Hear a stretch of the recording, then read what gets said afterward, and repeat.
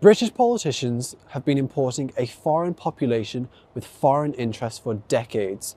Foreign criminals, terrorists, their sympathisers and their offsprings have been targeting, injuring and killing ordinary British citizens over those decades, whether that is the murder of Lee Rigby, the Manchester Arena bombings, or the mass grooming of young girls in Rotherham. This is the reality for ordinary citizens across our country, and it is only getting worse. This week, politicians in Westminster received a taste of what the rest of us have been living with. They were threatened, they were shouted at, they were scared. Some MPs were reportedly crying as a mob descended outside of Parliament on the issue of Gaza, and crowds gathered in their constituencies.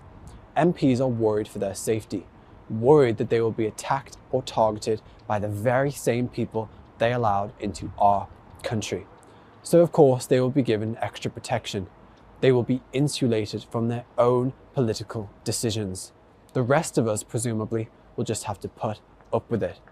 However, I suspect we won't just put up with it. I certainly will not be.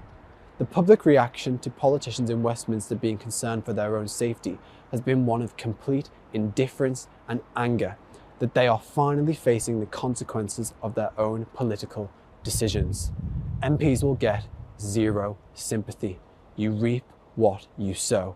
It is time to replace every single one of them. But you know what? It's not time to replace. It's not time to replace us. It's John, Ben and Adam. And it's not Ben. It's John, Adam and Ed with All In.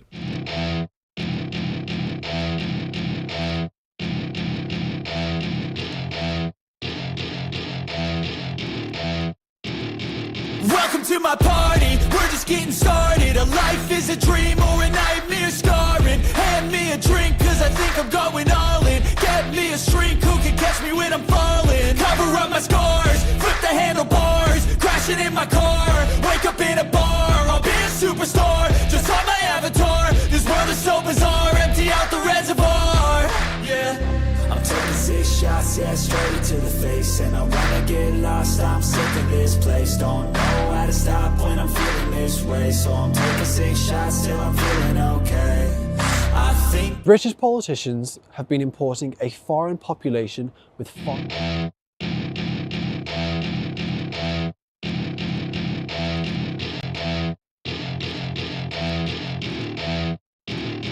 welcome to my party, we're just getting started. A life is a dream or a nightmare scarring. Hand me a drink cause I think I'm going all in. Get me a shrink who can catch me when I'm falling. Cover up my scars, flip the handlebars. Crashing in my car, wake up in a bar. I'll be a superstar, just on my avatar. This world is so bizarre, empty out the reservoir.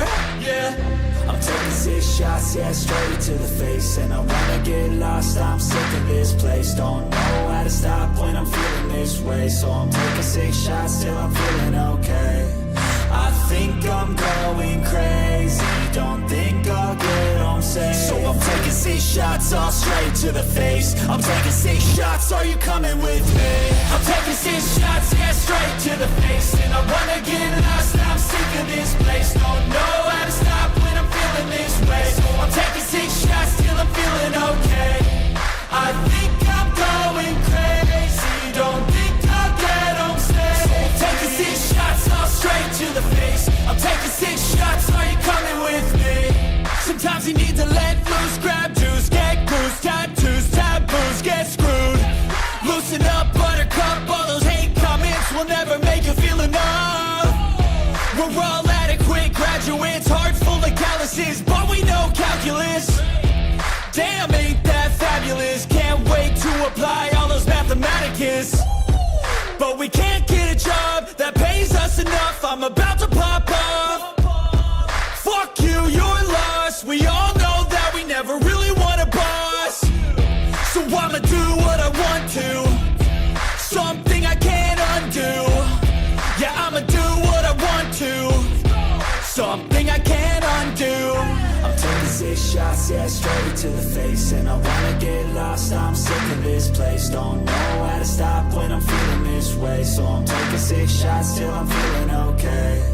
I think I'm going crazy, don't think I'll get home safe. So I'm taking 6 shots all straight to the face. I'm taking 6 shots, are you coming with me? I'm taking 6 shots, yeah, straight to the face. And I wanna get lost, now I'm sick of this place. Don't know how to stop when I'm feeling this way. So I'm taking 6 shots till I'm feeling okay.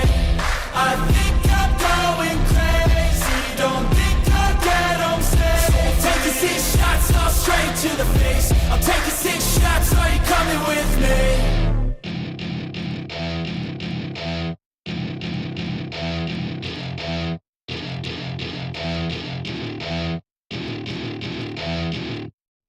Hey, hey, hey! Welcome, chaps. How are we doing this evening? I'm all good. Good evening. Good. Yep, good at this end. All good. All good. Excellent. Excellent. So, big chat room again tonight. Gunky Tapes, Beats and... Gunky's not Gunky Tapes. Beats and Tapes. Shalini, Andrew, Tony, Steph Wright. I've only just started drinking, believe me or not. Amy Bag of Donuts. Hey, y'all. Hey, y'all. How you doing? Anyway, Mr. Jungle Griffin, Tony Garrett, Robin Wolstenholme. Good to see you, Robin. Who else we got? Who's ACM Tix? I don't know who that could be. No clue. DW76. And that's about it. There you go. Oh, Amy Bag of Donuts says, boring shirt on the left. That'd be you, Adam, but doesn't he make up for it in his handsome face? I've got a George Galloway hat. He has the advantage of Not youth. a George Galloway hat. What's wrong with you? He has the advantage of youth, except he doesn't have the brain capacity to match. Anyway. Right, we're going to dive straight into a clip because we're missing our little friend Ben, aren't we? Now, would you like me to be the cat? Yes, please. Yes. More tickles on the back, yes. Now, would you like me to be the cat? Good Lord.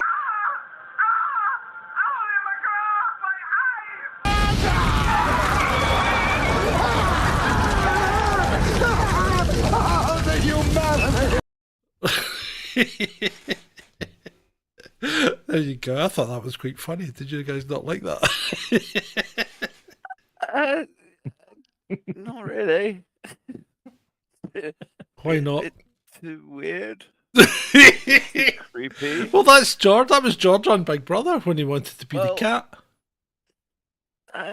Yeah, but I've never watched Big Brother in my Neither have I. entire life. Neither have I, but he's pretty topical. Am I too loud tonight? You're not too loud for me, but I turned you down. So. Ben was scary, yeah. Ben was scary. Right, yeah, so there we go. Yeah, well, that's George Galloway. That's the guy that's just been elected into Rochdale. And we're going to have to talk about him because he is the elephant. But before we even start with that, are we going to talk about Rishi and his speech? His big speech, Yeah, let's do it. his big speech on a Friday night that came out of nowhere. A lectern speech in front of the door. You think somebody's dead, or he's going to resign, or something major's happened. But no, he came out, gave us a party political broadcast about the woes of letting extremists into Parliament. Basically, I think he's meaning George Galloway. How the rule of law appears to have broken down under his watch, and then walked off without even giving us a punchline. I mean, it was. I thought it was quite pathetic. I don't know what you guys. Did you see it? I think he was testing. Now, would you like me to be the cat? Sorry, carry on. I think Rishi is a thoroughly pathetic individual. In all honesty, I've never liked him, and I think that speech, it felt like a bunch of distraction. It felt like panic. It felt. I mean, there are a lot of bad things going on in this world that our government is responsible for. I mean, we've only just found out officially that Radikin's been in Ukraine. So we know that the French have had boots on the ground. We now know that we've had boots on the ground. Ukraine is getting its butt handed to it in a really big way. There's genocide going on. I mean, it was only today we had the Flower massacre where you got hundreds of starving Palestinians trying to get to aid trucks and being gunned down by the Israelis who. Well, right, okay. Well, no, hang on. I was going to be balanced and say that the official explanation that the Israelis are giving is that the crowd was moving towards the soldiers in a menacing way, and that most of them weren't killed by Israeli bullets; they were killed by Palestinian feet being trampled on and stuff. Well, that's a definite possibility, right? Because but I don't that believe does a single happen. bloody thing that the Israeli government says anymore. I'm surprised that anybody else does. In fact, I think anyone who does is a bit of an idiot.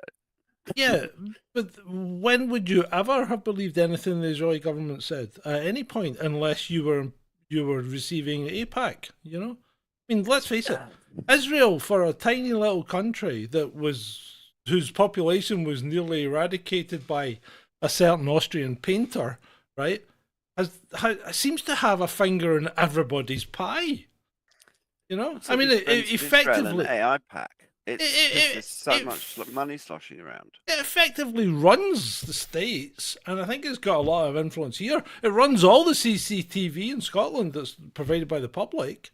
You know, I mean, all that IT equipment, checkpoint, and all that's all Israeli kit. And we won't mention that it was running the security, that an Israeli company was running the security at all 3 airports from which 9/11 hijackers were supposed to have gotten on their planes. But yeah, so I mean, that's not the kettle of fish. I'm no great fan of Israel, but I'm no great fan of Palestine either, because these guys are they're all, in my book, they're just as bad as each other. I mean, you've seen some of the propaganda that's coming out of Palestine. Well, it's like, oh, for God's sake, it's 2024. Come on, you can do better propaganda than that. You really can, you know. I mean, some of it's pitiful. I mean, they're throwing dolls about. The same guy appears in everything. I mean, you've seen Mr. Fafo. That's the same guy. He just appears in fucking everything. The whole thing's a sham not a sham, but the whole thing's a disgrace on both sides. It really is. Well, in my opinion, all of that is a moot point. We basically have people that are currently starving.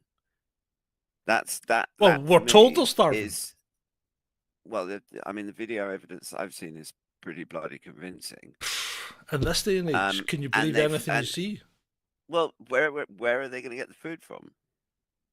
Oh, it's not I know. They're only letting in a trickle. But then again, you see a video today where they're selling humanitarian aid that clearly marked as such. They're selling it at stalls in Gaza. So that's supposed to be given out for free, and they're selling it to the population. So the people that govern Gaza are effectively. Where is this video that you're describing? It's all over Twitter. I haven't seen it.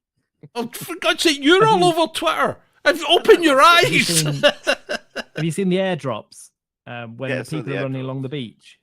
Yeah, when they're dropping the boxes from planes that land in the sea.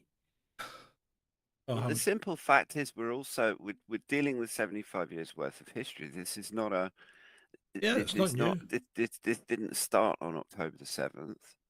Gaza has been an open air concentration camp for a very long time. Yeah, it has. The Palestinians have been oppressed for a very long time, despite international law. What country has violated more UN resolutions than any other? Israel. Well, having said that, they got by a long mile. They'll like get a mile. They'll get a close run. They'll get a close run case with China. Right? I mean, China's been hammering the Uyghurs. China's not even close. China's been hammering the Uyghurs and the Tibetans, the Nepalese for years. They've effectively tried to wipe them out. China has had a war on Muslims since forever, right? And actually, it depends on what sources you listen to, because I've heard plenty of sources, Brian Belletti being one, who would disagree about that. then an awful lot of what we hear out of China is propaganda. An Yeah. awful lot of what we hear out Yeah. of Russia is propaganda. But a lot of the stuff you hear out of China that's propaganda is Chinese sanctioned propaganda, right? It's not. It's, or Western sanctioned propaganda. Yeah. I think at this No. point it's all nonsense. No, I don't think it is. I think what happens with China is that if you want to get into China and see what's going on, then you have to toe the line when it comes to reporting it. And I think that's what happens. And when you look at people like that guy Serpenteza, the South African guy that used to live in China, you look at his stuff, right? And he escaped from China because he loved China. He loved being there. He loved working there. He loved living there. But he had to escape because they were narrowing down. He even had a Chinese wife. He'd married a Chinese girl and they bought a house and everything out there. And then they started narrowing in on him because he started reporting things that he was seeing, real things. And the Chinese didn't like that. So all these bloggers you get that's reporting about what's going on in China and how good China is, right? That's all a facade. You know, China's a bit of a shithole. You've got to remember that China's been a shithole for a long, long time, and certain parts of it have got a lot of money, like Shanghai.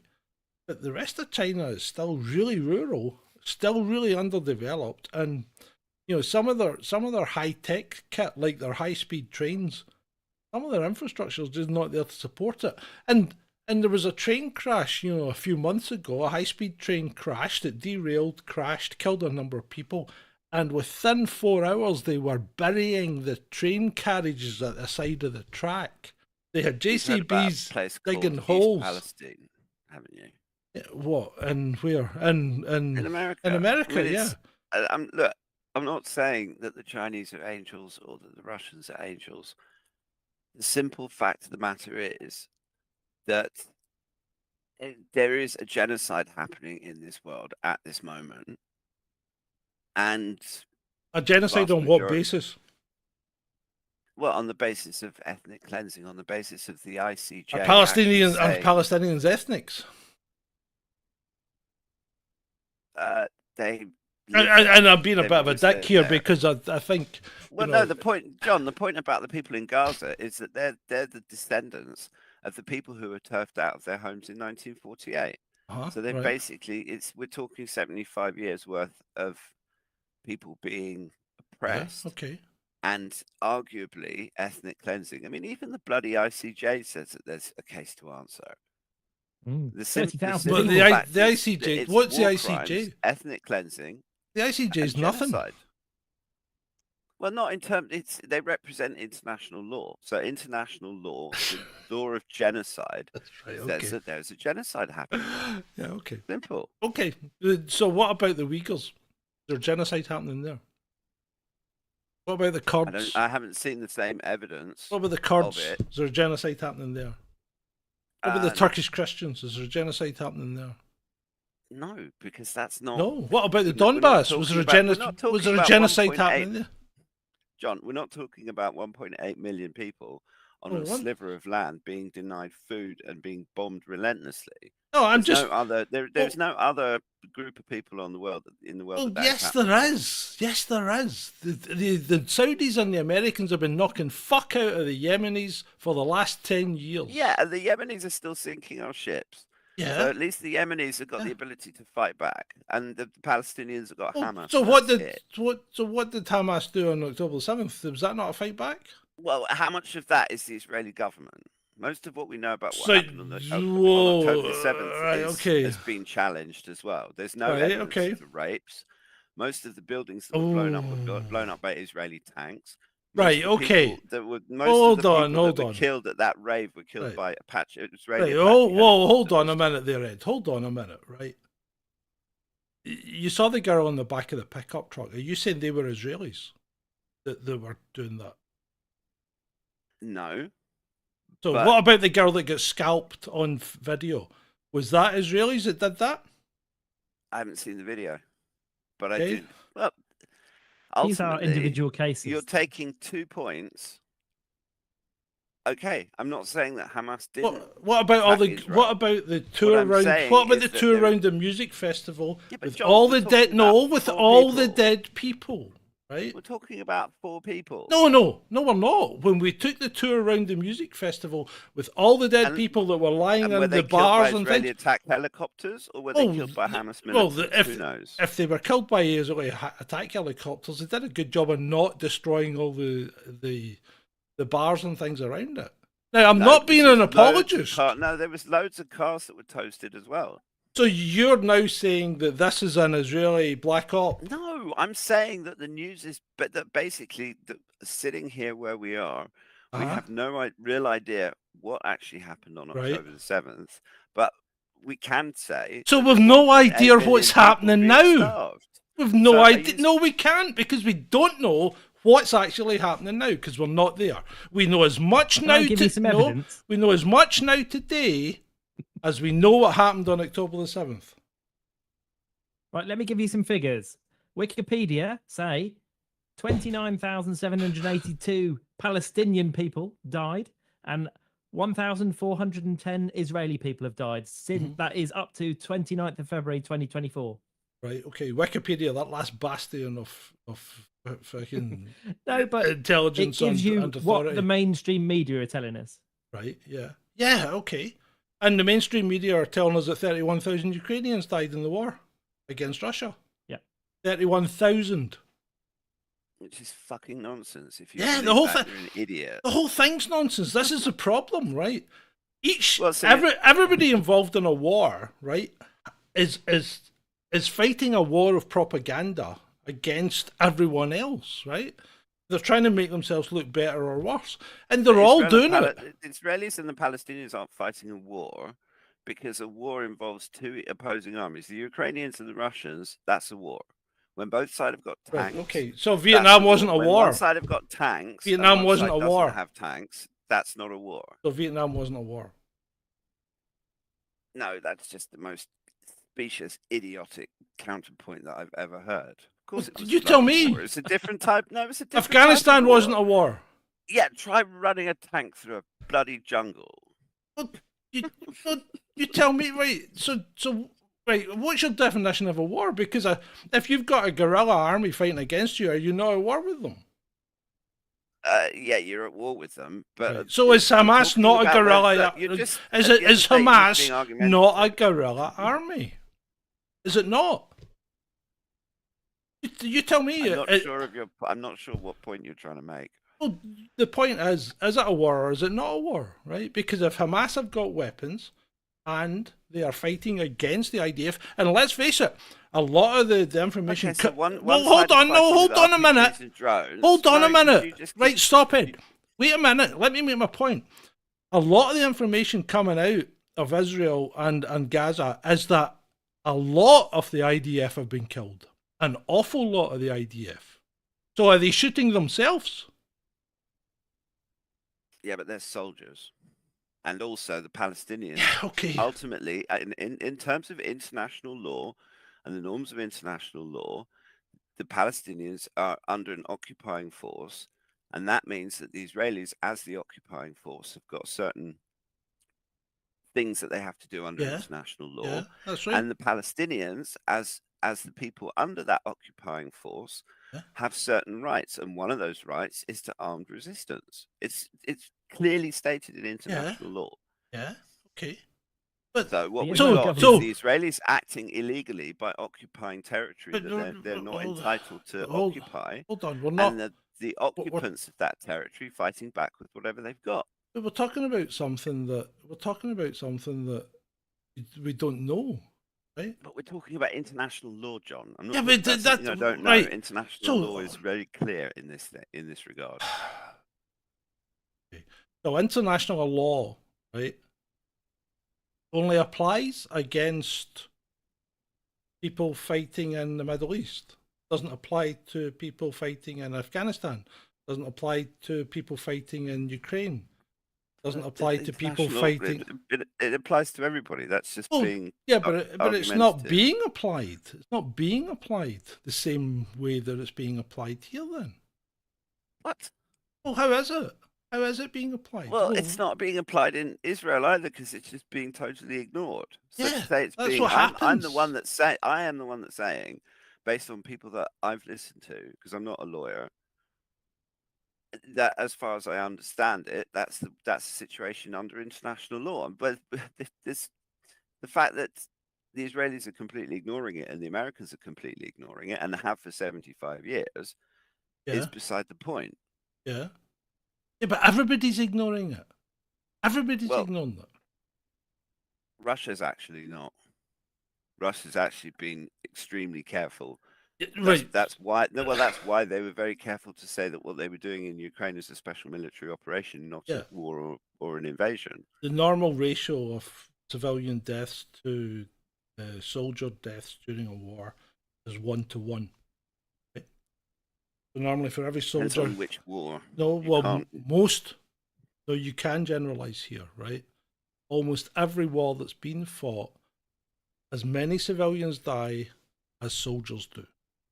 If you kill 20 million soldiers, you kill 20 million civilians, because that's generally what happens in war. That's been proven through World War II, Vietnam, Korea, even Afghanistan, right?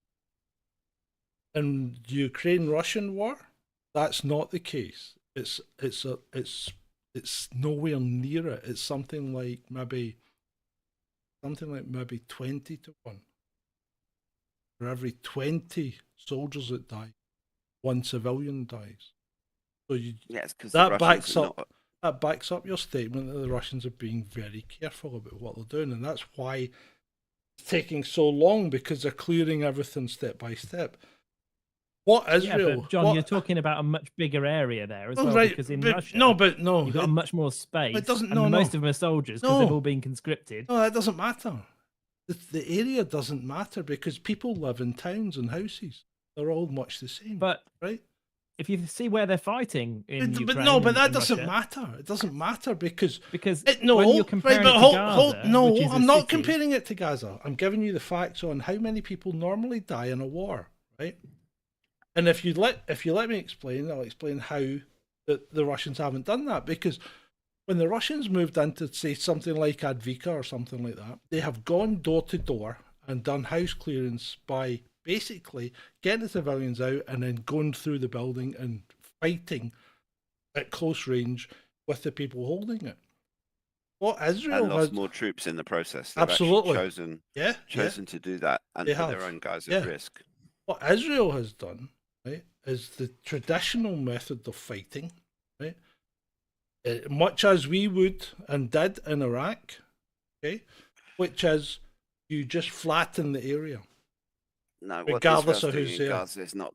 I mean, I don't agree with our invasion of Iraq, and I don't agree with our invasion of Afghanistan, and I don't agree with the Vietnam War. But what's going on in Gaza is not like anything I've ever seen in my 51 years of walking around on this planet. Have you seen how many bombs? Like that. Have you seen how many bombs the US dropped on Vietnam?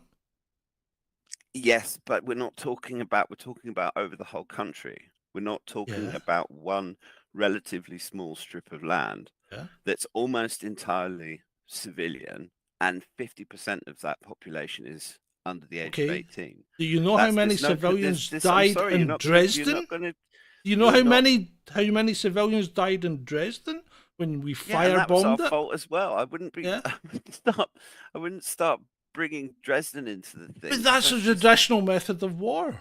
Right, so and I'm not excusing Israel. What I'm saying is they're taking the traditional approach to warfare. They're not sending in troops to do house clearances door by door. They're flattening the area. Hang on a minute. No, I'm sorry. You're being argumentative, so I'm going to as well. That's only actually the tradition of war over the last 100 years. Up until World War II. Okay. Well, no, it was World War II pretty much, because even World War I was largely confined to the area of conflict, to the trenches in Belgium and France. Because we didn't have aircraft. Before that, we had soldiers lining up on fields with cannons and spears and swords. Forget that. There was none of this civilian bombing. I mean, hold on, the Americans didn't level Hanoi. Well, right. Let me go back then to let's go back to Scotland versus England, right? And after the Battle of Bannockburn, right? Scottish killed everyone that they came across on the way south. Everyone, soldier or civilian, just wiped them out. Yeah, and then when we did the Highland clearances, comparable. It's comparable. Under rubble. It's comparable because you're using the tools of the day. When you did the Highland clearances, you basically had it was the Scottish government that did it. The Scottish government effectively tried to wipe out the entire clan. Campbell's tried to wipe out the McDonald's, I think. It was one way or the other, but it was the Scottish government that basically did it. And they just tried to wipe each other out. Now, but that's comparable because that was warfare as it was in those days. And that kind of thing has carried on. This operation that Russia's doing is quite unusual. Well, it's partially because from the way that the Russians see it, it's a civil war. Because whilst the Ukrainians or certain sections of Ukraine have become very Russophobic and have been egged on by the West, fundamentally, Ukraine didn't really exist. I mean, it's not. You won't find it on a map pre-1900. You will see South Russia on a map. Find me a map that's got Ukraine on it pre-1900. You won't. There isn't one. Who cares? Who cares? Well, but that's not the point. The point is that the way that the Russians see it is they're fighting their brothers. They see it as one of their, essentially their cousins, effectively, have been wound up by these idiots in the West, and they have that small Banderite faction in the west of Ukraine who are all a bunch of nut jobs and help the Nazis and are quite possibly some of the worst human beings on the planet that I can find. And they're the ones that are essentially in control in Kiev. They're the ones that Zelensky is absolutely terrified of. And they're the ones that have basically been bombing the Donbass and stuff. But if you look at I've seen untold videos of just ordinary civilians in places like Avdiivka and Mariupol and all of these places that have been liberated. And they were the equivalent of the Dutch people welcoming the Allies in 1945, 6, whatever it was, with flowers and stuff. I mean, they're happy that the Russians have gone in.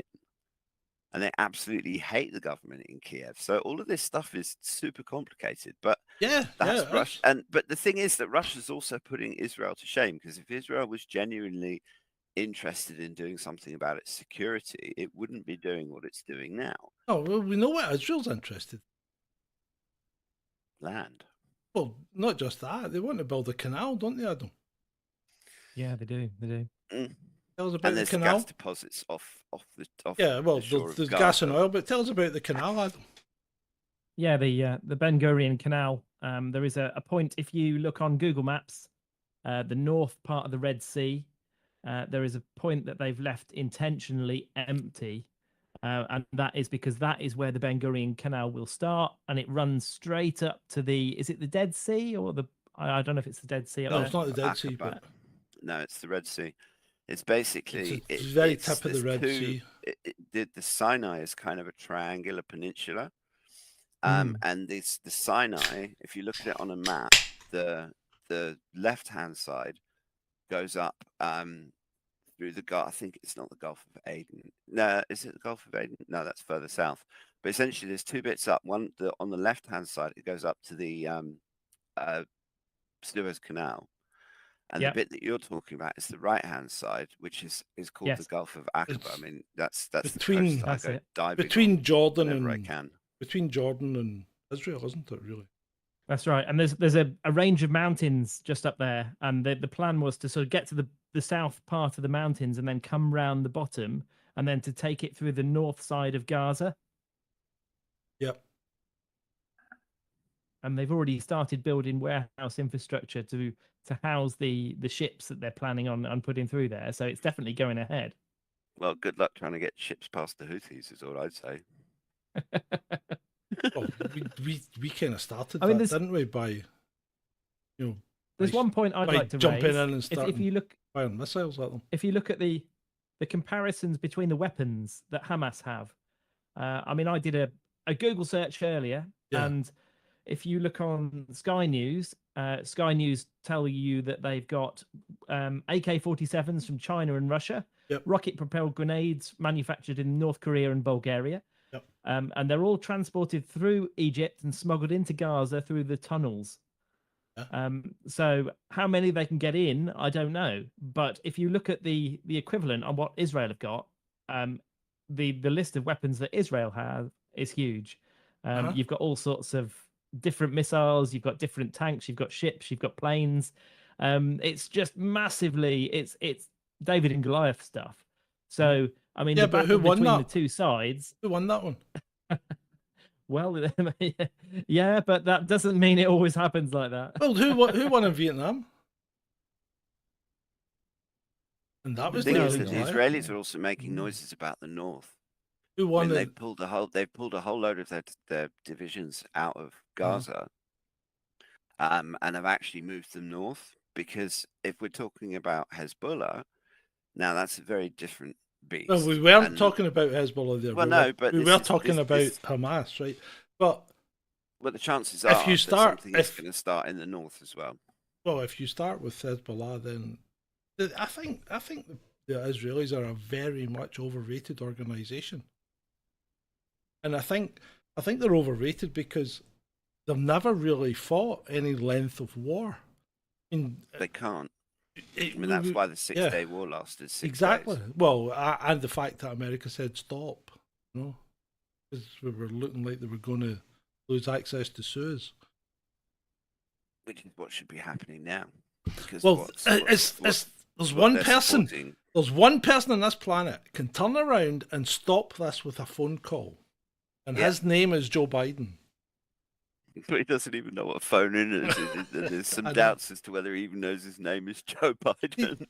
And I I think wouldn't be surprised if there are days where he doesn't even know he's president of the United States. I think the problem, and you know, I think the problem in the Middle East is that it is a complete and utter nightmare because you have two groups of people that are actually, when you boil it down to basics, very similar in outlook.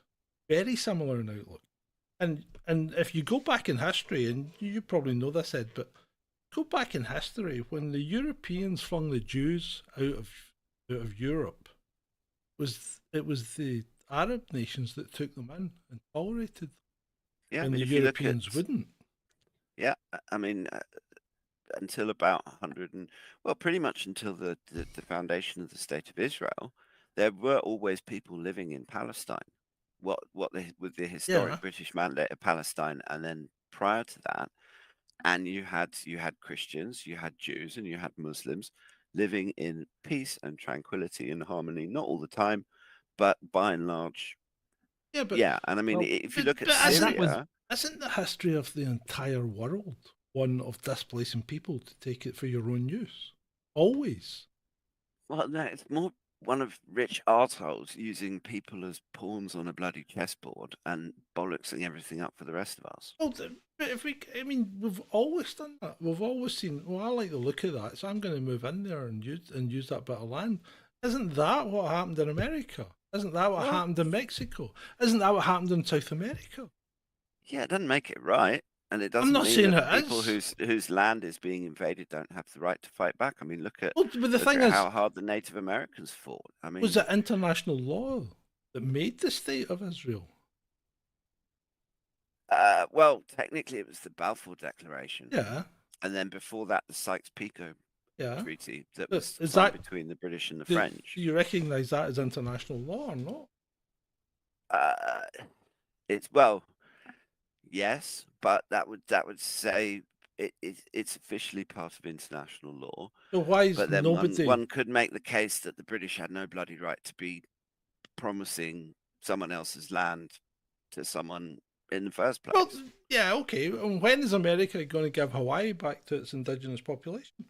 And the same with Guam and the Mhm. Chagos Islands, what the Americans called Diego Oh, Garcia. yeah, well, yeah, which, yeah. I mean, that's a shameful episode in British That's a colonial shithole. past. That's a shithole, that place. Because the Chagos Islanders were basically schlepped off, Yeah. dumped on Mauritius, And look at and all, still trying to look at all the fight for their rights. dispossessed people from Bikini and all that. So the question is, I personally don't think there's a right and a wrong side here. I think the problem is they are literally both as bad as each other. Well, I would hesitate I'd hesitate to agree with you simply because we've got children. It's what it comes down to. Oh, We can the adults can go to war, and I know that children die in wars. yeah. But the number of children that have been killed in Gaza makes It's inconsequential something- compared to the amount that George Bush and Tony Blair killed by inflicting the restrictions. Yeah, and we tried to stop that then, and Did it's we? our duty to try and do something about what's going on there now. 500,000 children under 5 died under Tony Blair's watch. Yeah, and I think he's a war criminal who should be in an ICC prison cell too. But I mean, So where does it end? Well, this is the problem, and what gives anyone the problem is, where do you draw the line when it comes to jumping in to help someone? Well, that's a good question. But also, we can be spurred and motivated to do things to try and help other people that can seem very extreme.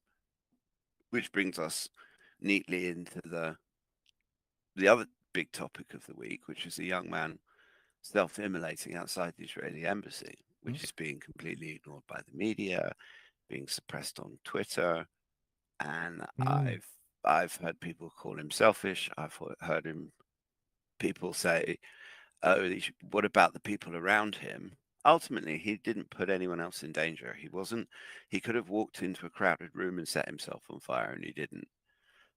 He was out of the way of anybody, and he saw what we're seeing in the world, probably more because of his military thing. I'm still hearing rumors that he might have known something or seen something, or I don't know, but you don't do something like that just off the cuff. You don't wake up one morning and think, I'm really pissed off with what's going on in Gaza. Mental health, myself on Ed. fire. No, I mean, he was ex-military, wasn't he? I disagree. No, he was serving. He was active military. Was he? Yeah. No, I absolutely disagree that he had mental health problems. Well, have you seen the stuff? There's no indication. There is absolutely no. Have you seen the stuff that's coming out? Which stuff? The stuff about him having connections with Antifa, with his family, saying that that was from an extremist commentator, though, John. Yeah, no, I'm not saying it's true or not. I'm just saying this stuff is coming out. The stuff about his family.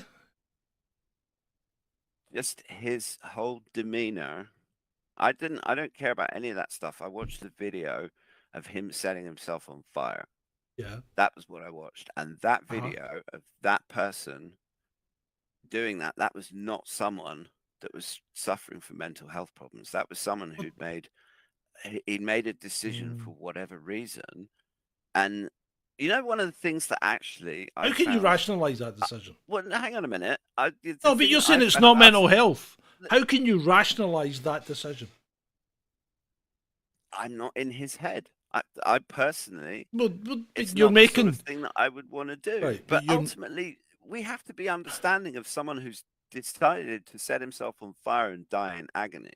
Well, I'm trying to understand, right? I'm trying to understand. Which is the most painful way to kill yourself. Well, hold on. Here's a funny one that occurred to me today, which actually irritates me, is we have this whole health freedom community talking about the rights of what I put in my body. Well, we all have a right to set ourselves on fire as a political protest if we so choose, as long as you don't hurt anybody else when you're doing it, which you didn't. Right. Then if you want to die in absolute agony to try and make a point, you have that right. Yeah, okay, right. But the question is, and this is the part I'm trying to rationalize, because if you are a rational thinking human being and you have a degree of passion that this man obviously had, that he believed in what he was doing, right, aren't you better to stay on this earth and fight for that cause? I wish he had, but this is why I feel like there's a piece of the puzzle missing in terms of what motivated him, what information he might have encountered, what he might have been seen, what he might have been forced to do, what he might have been what he might have been worried about being forced to do, what he was keeping to himself because he was an honourable person and didn't want to betray confidence. All I'm saying is that to just simply say he was mentally ill because I don't understand why he did that.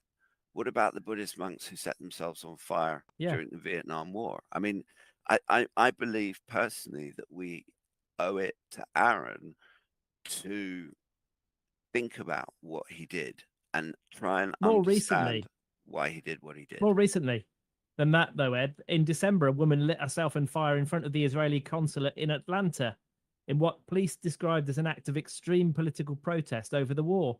The woman survived but sustained third-degree burns over her entire body and was hospitalized in critical condition. So she didn't die. She was saved by a 61-year-old army veteran who worked as a security guard at the consulate, and he suffered severe burns saving her. So this is not an uncommon act of protest now. Well, it's not common. It's not common, but it's not. It's. I mean, I haven't heard of anyone doing that since, because admittedly, I didn't know about that woman outside the Israeli embassy. But here's another thought for you: if Aaron, if he, instead of going outside the Israeli embassy and setting fire to himself and shouting "Free Palestine," if he had gone outside the United Nations and started shouting "Free the hostages" and waving an Israeli flag around, he would have been on every single front page of every single newspaper and every single TV station all over the world for at least 48 hours, guaranteed. So the thing is, though, given the position he was in and the position that we're in that we have been studying the news for the last 2 years and the media, and he's probably been doing the same sort of thing, why did he think it would make any difference? Because it is the kind of thing that gets suppressed and shut down very quickly. And, you know, most people out there don't even know what happened. No. I mean, certainly my normie friends had no idea. Yeah. And I mean, I've been telling everybody. John, in a logical, rational sense, I agree with you. But at the same time, the young man I witnessed do what he did, he didn't strike me as mentally ill. He had a reason for doing. I mean, I wish he hadn't done what he did, because I think that kind of passion and that humanity and the qualities that he displayed with that act of what he did, I think we need more people like that alive. We need the nasty little demons to be setting fire to themselves, and not the good people of this world. But at the same time, we don't know what he knew. This is the big point that I'm trying to make, is that we don't know what was going through his head. The problem is we'll never know what information that we had that we haven't got. And I just think. Yeah, so the problem is we'll never know, because he's taking that away from us. It would have been nice if he left some sort of letter, right? But I guess anyway, let's move on. I think okay, because we've pretty much done that one, and can only go so far on some of these things, because sometimes we do have to differ or come to different conclusions, because not everybody's the same and not everybody thinks the same way. Of course not. Right, little clip.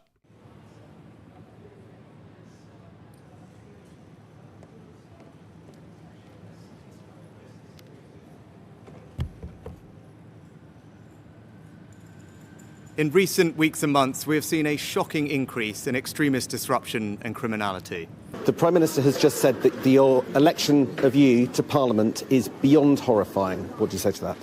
Well, I can understand how disappointed he is about the by-election. The Conservative Party, which is the government of the country, was crushed, not just by me, but by an independent candidate that no one had ever heard of before outside of Rochdale. So it was a disastrous night for the Conservatives and a disastrous night for Labour. I got more votes than Labour and the Conservatives and the Liberal Democrats and the Reform Party put together, which adds up to a pretty crushing rejection of the two-party system. So I understand why he's alarmed. Now, would you like me to be the cat? Yes, please. We talk as if this is God. We're talking about little Rishi Sunak in the fag end of his prime ministership. Don't talk to me as if he's come down from the mount with tablets of stone. Now, would you like me to be the cat? So don't put to me statements made by Rishi Sunak as if I'm supposed to be impressed by them. He don't impress me much. I was just elected with a thumping majority. Now, would you like me to be the cat? Don't keep telling me about the Prime Minister as if he was Moses. Do you not respect the Prime Minister? Do I respect the Prime Minister? I despise the Prime Minister. And guess what? Guess what? Millions and millions and millions of people in this country despise the Prime Minister. I don't respect the Prime Minister at all. Now, would you like me to be the cat? I don't care about Rishi Sunak's attitude. What I care about is that the returning officer, a man of unimpeachable integrity, I'm sure you'll agree, declared it a free and fair election and me as the winner.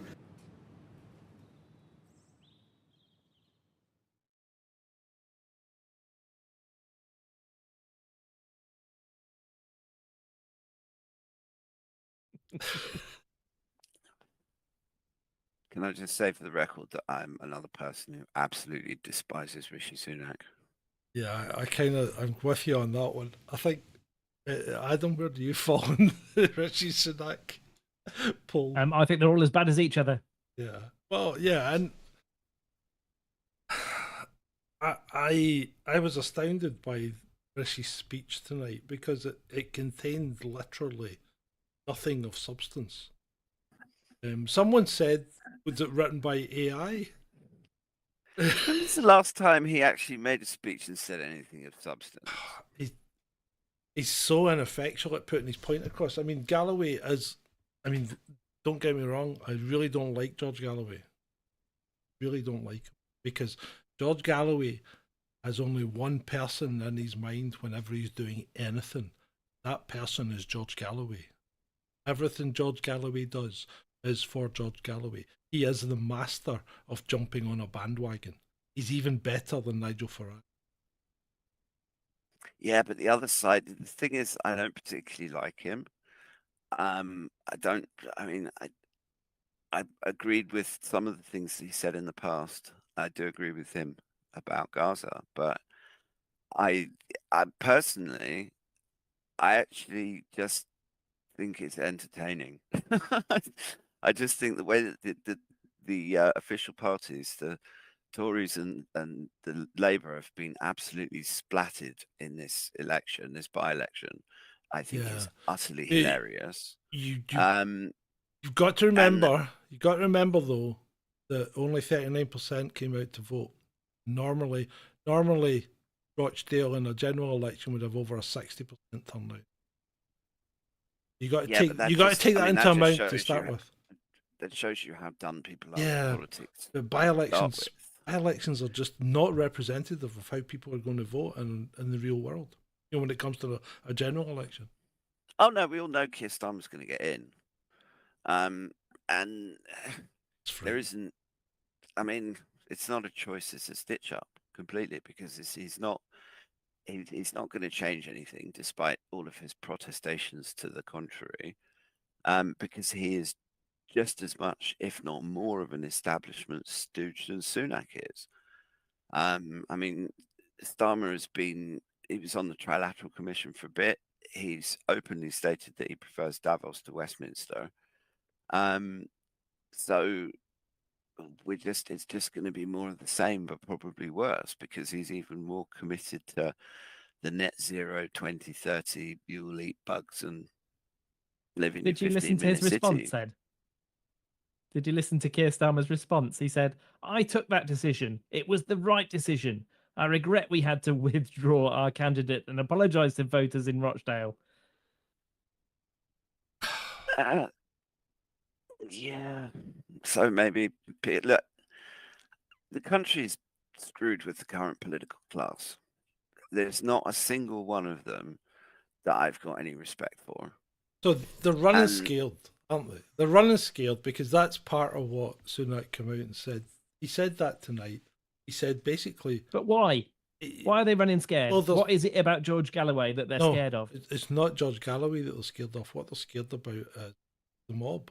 Because we are now seeing the mob is starting to rise. And when you ultimately come down to it, the mob is nothing but the people. Right?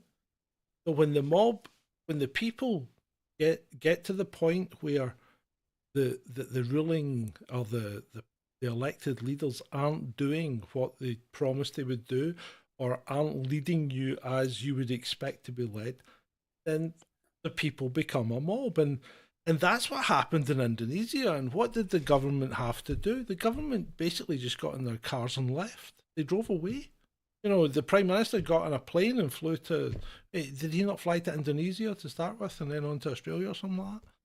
It's basically... Well, Rich should be all right. It's got a US passport. Yeah, but basically... green card. Basically, they all just flew away, right? They all left because the mob was going to come and get them. And it's probably why they're building their bloody doomsday bunkers. Yeah, well, maybe, but this is part of when things get that bad that happens, then you have to, you know, not Indonesia, it was Sri Lanka, wasn't it? And when Sri Lanka did that, they then installed a new government, and that's what you've got to do. You've got to install a new government. Now, I think that's the kind of thing that might happen here.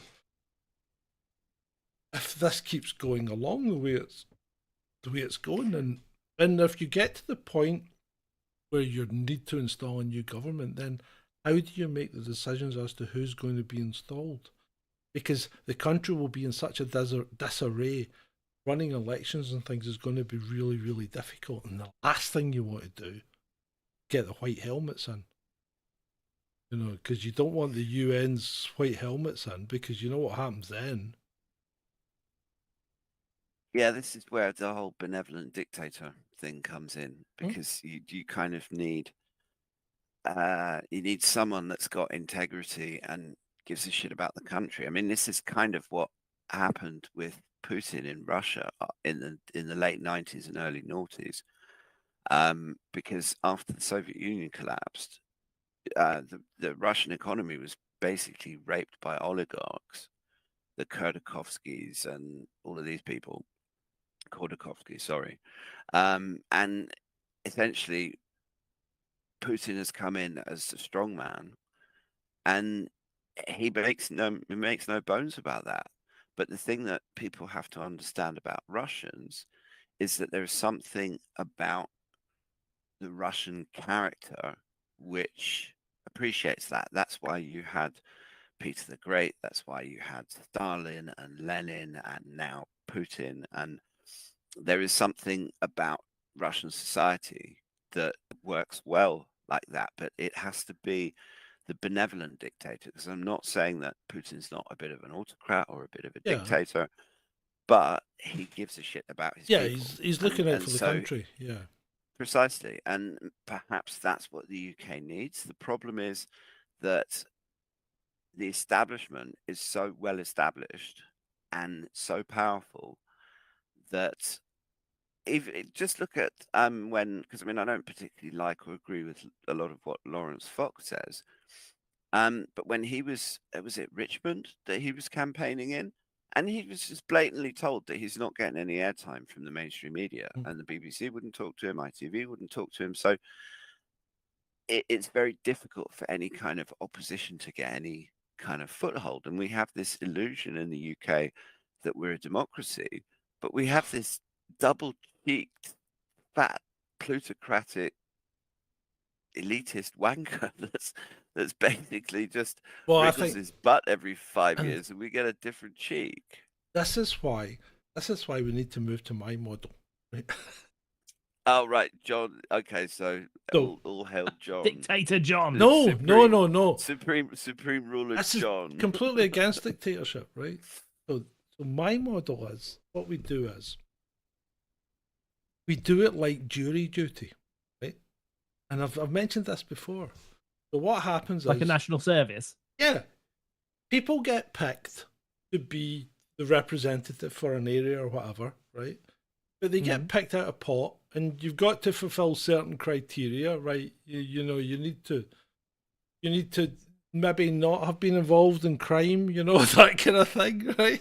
But you get picked and you get selected, and you're put into Parliament. But what you get is, you get the wages, right, that you would get from the job that you were doing when you were selected. So if you were a plumber, you get what you'd normally get. If you were unemployed, you'd get your benefits. If you were, you know, a CEO of a top country or top company, you'd get that wage. That's what you'd be paid. So there's no benefit to you. That's a recipe for corruption. No, because if you have one MP that was formerly a banker, was on 250 grand a year, yeah, and you have someone else that was on benefits, right? That is just getting, and the banker is getting 250 grand a year, and the person on benefits is getting, whatever pittance people on benefits get now. I mean, that's just. But still, everything still goes to a vote. Everything still goes through the normal procedures. But the person that's on a pittance, that their vote suddenly becomes very valuable. Yeah. And there are people with money who No, because you scrutinise, your bank accounts are scrutinised. You don't get expenses. If you need to go from point A to point B, you will be taken or whatever. You won't get expenses, right? You won't receive any of the money. If you need to stay, sorry, it's an interesting idea, but I've done jury duty. No, hold on. I had 2 weeks of it, and it was a bloody pain in the ass. But yeah, right, it would be. But year or 2 years, or 3 years. Why not do 4 years, whatever, right? But it's not, because it's not jury duty. You're basically representing the people and yourself, right? And what happened? Rory Stewart and David Cameron came up with the idea of a national citizen service. So, as well as military service, you can also be tasked with, they said, 2 weeks of learning with 2 weeks of giving back. So it's only looks like a 4-week plan, and you would then do jobs if companies or organisations struggle to recruit personnel, and obviously the armed forces. Then you would go into those and help them for a period of 4 weeks. So basically, what you get is you have a certain amount of time where you get to influence the running of the country. But remember, all these people that are ministers or in the cabinet, they don't have any special knowledge about how to run the health service or how to be idiots. Well, exactly, or about how to be a defence secretary. So why would a normal person with a relatively reasonable IQ do any worse? Well, because it's not them that actually run the country. It's exactly. Civil servants. So, I mean, so yes, where's Minister, the problem? It wasn't a comedy show; it was a documentary. Yeah. Series. So where's the problem? Is the problem at that level, or is it the problem at the civil service level? Yeah, I personally think the issue, certainly in the UK, is at the civil service level.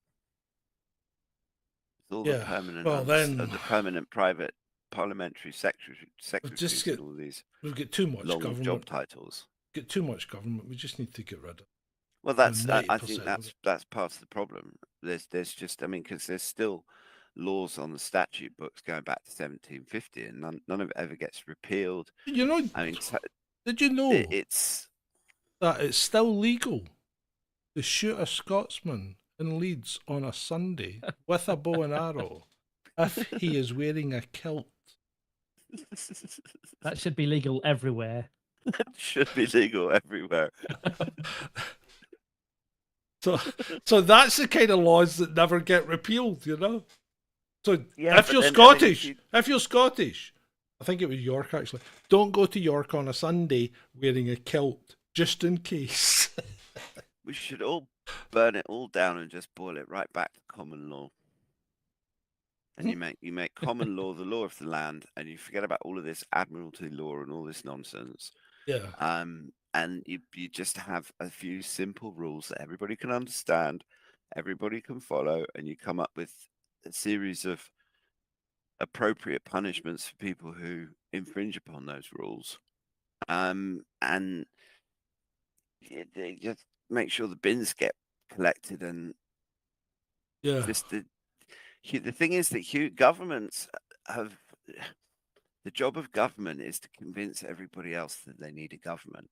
But what they don't tell you, and what they absolutely don't want people to know, is that humans are self-organizing. We survived just fine long before there were any governments or anything else. And if you look at if you put 20 people on an island, they will naturally find some sort of order, and you'll have some people that do some jobs and other people that do other jobs. Lord of the Flies. Them, everything gets Lord of the Flies. No, because Lord of the Flies, apart from anything else, it's kids. And what's the difference these days? Well, there isn't much of one, apart from the Lord of the Flies. They were a bit less horrible.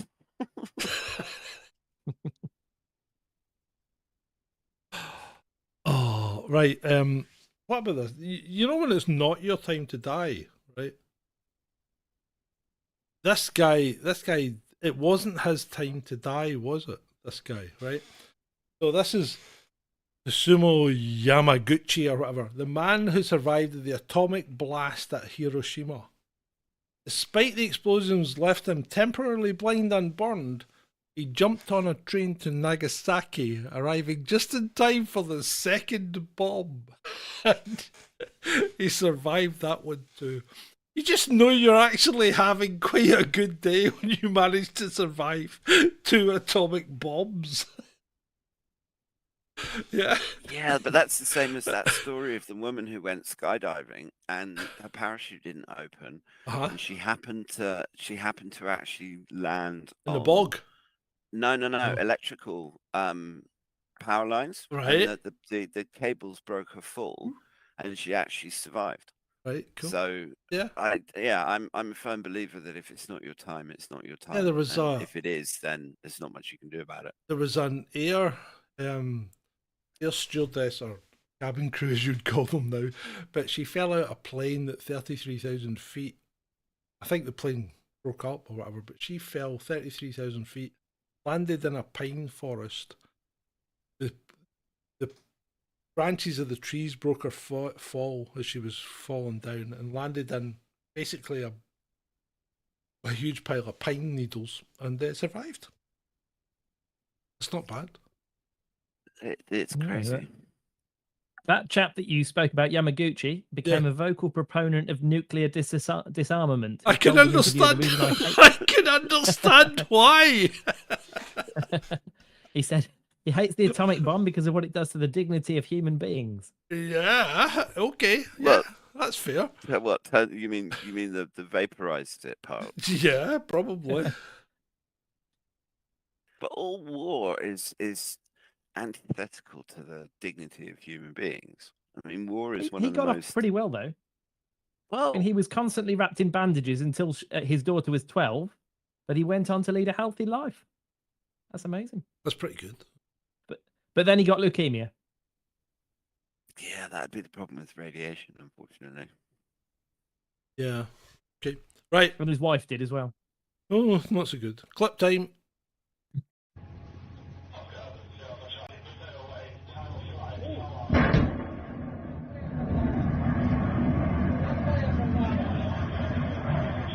Oh, Scheiße. That was a German ship that tried to shoot down the Reaper. Ed. Oh, Scheiße. Yeah, so it fired a missile at a US Reaper, because it thought it was an enemy drone and missile kind of self-immolated just above the ship. Is somebody going around sabotaging missiles? Well, it's like what was it? The Yanks had a failure as well, didn't they? In their Minuteman. Well, we have with Trident, haven't we? Yeah. We've had two Trident failures. The Americans realised that most of their Minutemen missiles are past their sell-by date and can't actually be relied upon to do anything, and probably shouldn't set them off because they're just as likely to turn the silo they're in into a nuclear radiation crater as they are to actually take off. And then we've had the two aircraft carriers that can't get out of dock, one of which we're now talking about selling. Yeah. And what else? So yeah. You remember the royal guy that died recently, or the royal on the periphery of the royals, the guy that died? Yeah, Kingston. Yeah, Kingston. He shot himself. Yeah. Gunshot wound to the head. Single gunshot wound. Yes. Single gunshot wound. Not a Hillary Clinton type, 2 to the head. 2 to the head, but committed suicide. Oh, you've heard of that one, Ed, surely. The guy who was shot twice in the head in his pool, yet it was ruled a suicide. Yeah. Yeah. But that's quite frequent with friends and associates of the Hillary's. Clintons. Yeah. You see, the Kingston problem is that nobody is saying that it is a suicide. And he went to an outbuilding and did it while his family were in the main house. Mm-hmm. Oh, that was decent.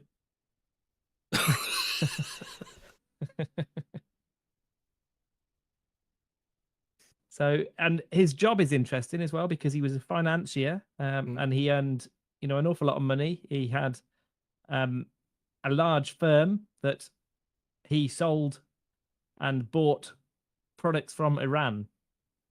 So, draw your own conclusions. He was involved in some kind of sale of weapons? Well, it could be, couldn't it? We don't know. We don't want to go down. We're just going down the speculation route, aren't we? Yeah.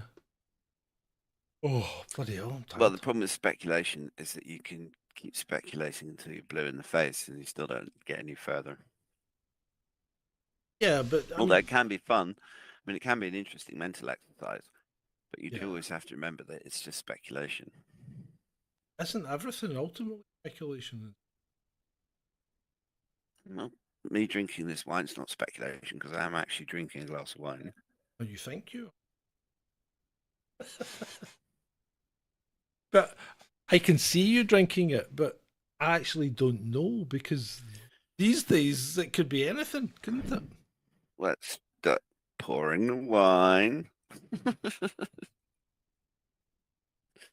See, look at Adam. Adam's phasing in and out of... Have a look at Adam. Adam's phasing in and out of existence as we speak. Didn't do anything, John.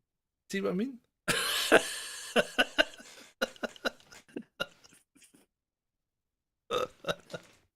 So what you're talking about? The Invisible Man. Yeah. Oh. I've developed that skill over many years.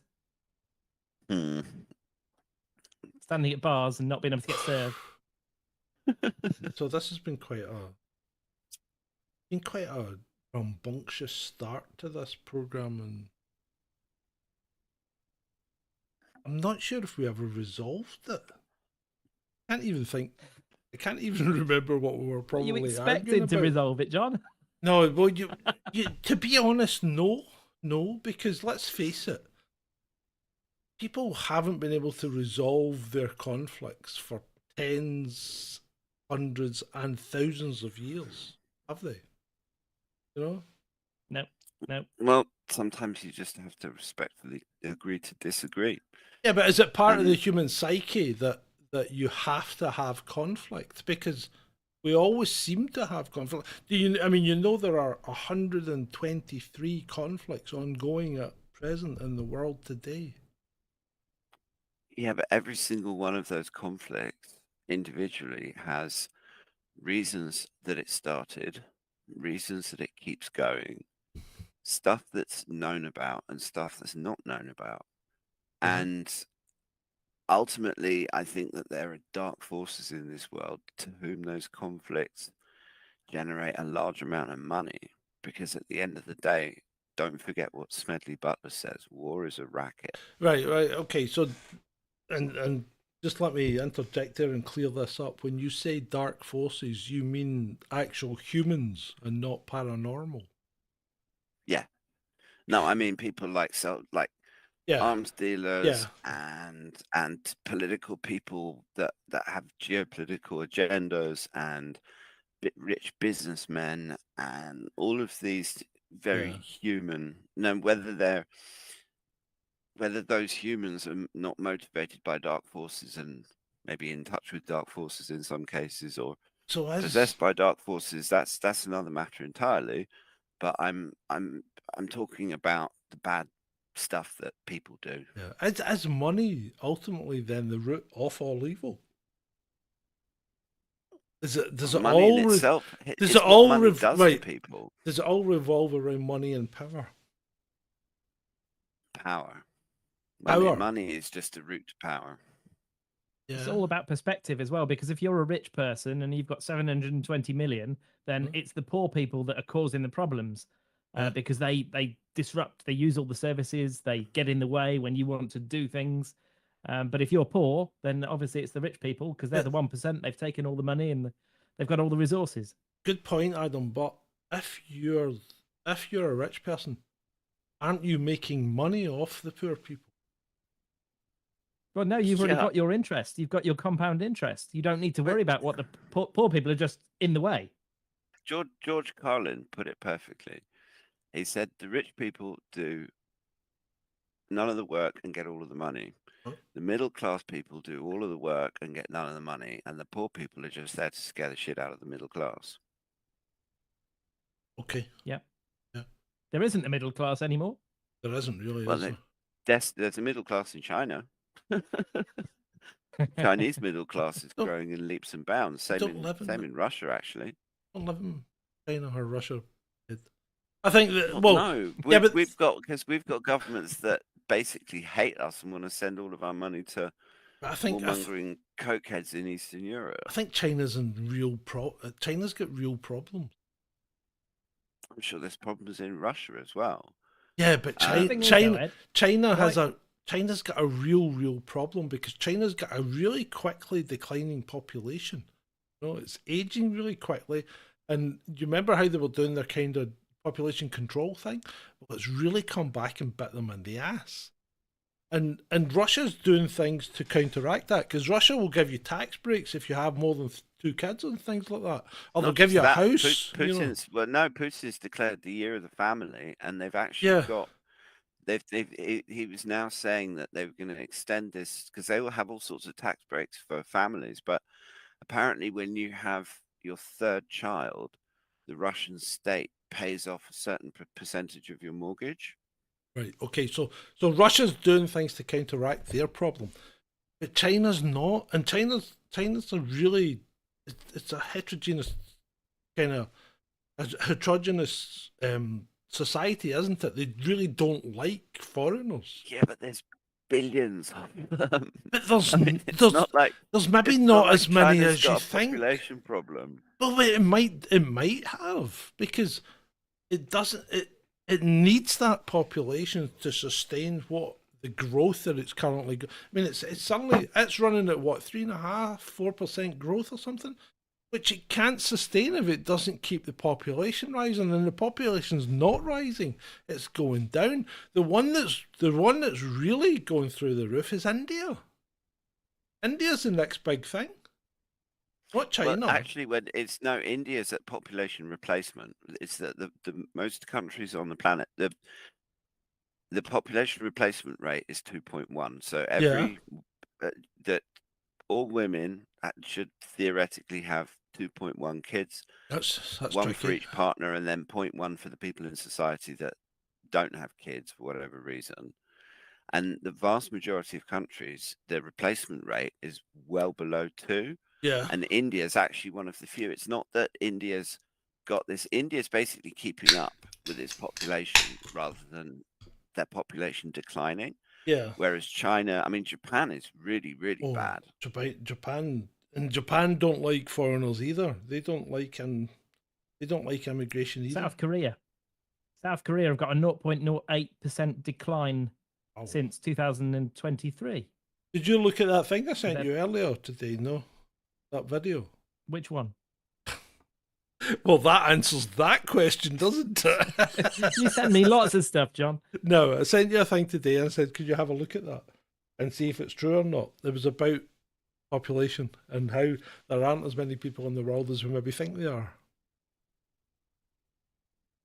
You never saw that, did you? Remember. No, you never saw it. I will have a look. But it was quite interesting. We could have discussed it if Adam had done some kind of research on it. Since he hasn't, we'll maybe leave that one to another day. But basically, this guy's premise is that when you actually start counting up the amount of people that live in countries and towns and cities and things, there aren't enough to make up the population that they say there are. So what I thought, it shouldn't be too difficult to actually debunk that or verify it by basically just looking at how many people live in Birmingham and surrounding areas and count them up. But yeah, I don't know. Maybe I'm wrong. Well, that'd be the simple way of doing it. But our government isn't interested in actual numbers. They're interested in narrative reinforcements, which is why the ONS has now decided to. That's what I was going to ask you about then. Yeah, there's too many excess deaths, so they've changed it from a very simple calculation to a stupidly complicated calculation. Well, is it stupidly complicated? Have you seen the formula? Right. So what I saw, right, as an explanation of what was happening was that what they were trying to do was relate it to what the normal growth would have been, right? Therefore, when you work it out, and this maybe isn't the ONS calculation, but this guy worked out what the excess deaths should be and shouldn't be, right? And he gave you a best and worst case scenario for like 2024, 2023, 2022, based on what would have been normal growth if there had never been any kind of worldwide killer disease, right? And it works out that the worst case scenario, there's an excess death rate in 2024 of something around 9,000 people a year, right? Sorry, that's the best case. So 9,000 people a year is not a lot. That's about 24 extra a day. Yeah. Whereas the worst case was something like 33,000 a year extra, which is something around the region of 120 odd a day. Right? Now, 120 a day on top of what normally should die is quite a jump. Because if you've got 1,600 people normally die every day, then 120 is nearly 10% excess. That's quite a lot. I don't know if you think about it. But that was the kind of explanation I saw, that they were working on the basis that you need to factor in what the normal growth would have been. Because you get some... But we've got a calculation that has been done the same way for decades, and then suddenly they decide to change it when we suddenly see lots of bad things happening to people. The important thing, Ed, right, is that none of the calculations I've seen show that there's an non-excess. Yeah, but why are they changing it suddenly? Well, maybe it's even maybe it's no. It's not that I don't believe there's any excess deaths. There are excess deaths. They're just not. They're not obvious, right? Because what's happening is because we've got every organ of the state doing its best to cover them up. Jesus. No. Wait, let me explain. They're not obvious in that if you take the average for the whole country, it doesn't look like there's a lot of excess death. Now, those figures I've given you said that there will always be some, and it is growing, so that's worrisome straight away, because not every year should show excess death. There should be ups and downs, right? Because if you get a bad flu season, the next year you probably find less people die because you've got rid of the dry tinder. So what's happening is there seems to be, in the last 4 years, there seems to have been a steady increase in excess death. So there's more excess death each year. So that's one thing. Why is that happening? Secondly, the excess death is hidden in that it's not in the groups that you would expect it to be in, because if you look at the 80 plus, the 75 to 80s, the 70 to 75s, they're not dying in the same numbers because of the dry tinder thing. We got rid of a lot of them. Yeah, the ones but the excess death's all in the 15 to 45-year-olds. There's way more people dying in the 15 to 45-year-old bracket than should be. So the excess deaths is hidden in there. That's the problem, because their excess death rate is much higher than it should be. Why? I don't know. Baffled and confused. I do, but we're on YouTube, so I'm not allowed to say it. Baffled and confused, mate. Well, there's a lot of, I mean, for all of the scientists that are baffled and puzzled and confused, I posted a tweet about it earlier. I personally think that they just need to find something more sensible to do with their lives and that's a bit more useful to society, like cleaning streets or toilets or something. I think they should just give up on the science because they're clearly rubbish at it. Because did we touch on this last night? Did we touch on this last night? Because we touched on most things last night. Yeah, well, but problem with science is the funding method, isn't it? Yeah. So, because if you've got to pay your mortgage, you've got to make money, you've got to publish. And if you're not working on a project that's being funded by a big corporation, then you're not making money. You're not getting a grant. Yeah. And therefore, it's like I mean, what's it? Like we said, that woman that discovered the wall in Mexico, remember, that throws out all the archaeological stuff, just throws it all into disarray. Sorry, you're not getting any funding. You know, the guy that discovered the redshift doesn't actually tell you how far away a planet is. Oh, sorry, no telescope time for you. You know? So, it's just quite sad. Best science money can buy. Yeah, the science, you will buy your own science. You'll get the is that not why Patrick Moore gave up on Greenpeace? Because basically big corporations were in trying to buy the results. Well, yeah, but that's because they want to shift it away from them having, like, they want to keep polluting and they want everyone's attention to be on something that's not even pollution, i.e. CO2. Yeah.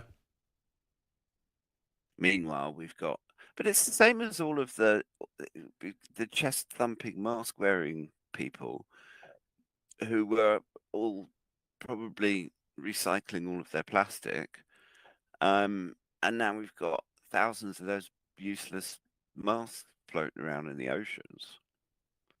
Yeah. And that's always, to be honest, it's always been my problem with the environmental movement, because they've always focused on things that companies can get away with plastic pollution and polluting the water and everything else. But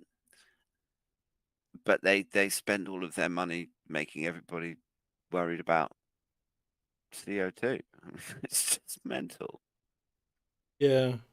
And it's like when you see what India does to get rid of its rubbish, you know. Basically, I saw a video of Indian how they Indian train cleaners get rid of rubbish, and they Oh, literally Jesus. they open the door and they just No. turf it out. Just like, oh my god! The guy put it all in a black bag and then emptied the black bag out the door so he could reuse the black bag. So, I mean, you can't even go and pick up the black bag off the side of the track and get rid of it. The rubbish is spread all along the bloody railway line. And then... Saying that though, John, they're closing down our local tip. They're closing down 18 local tips in Somerset.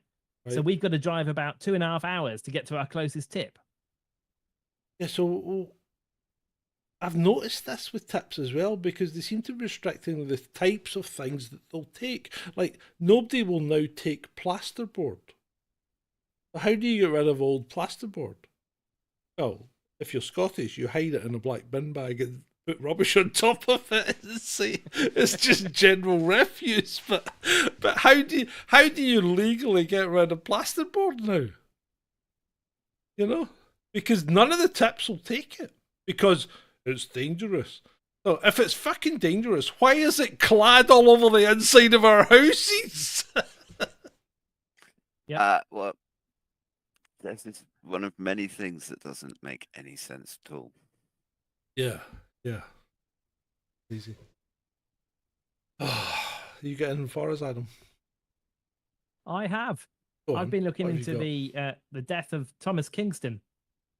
Yes. There's an interesting photograph of William at the, when he went to the synagogue, and he was wearing his little hat.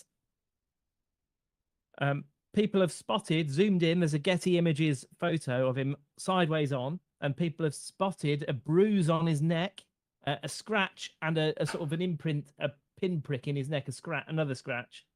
And they're suggesting that these are the wounds that an assailant would receive if he was fighting with somebody when he finished off Thomas Kingston.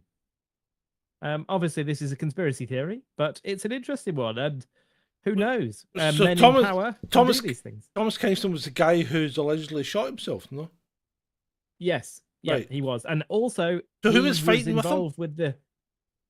Well, I'll send you the tweet, and you can see what you think. Let me send it to you. That sounds interesting. Look at these wounds. There we go. Right, so this is in the I put it in the group chat? in the chats here. Oh, in the Ring Central chat. Oh God, Ring Central chat. That's.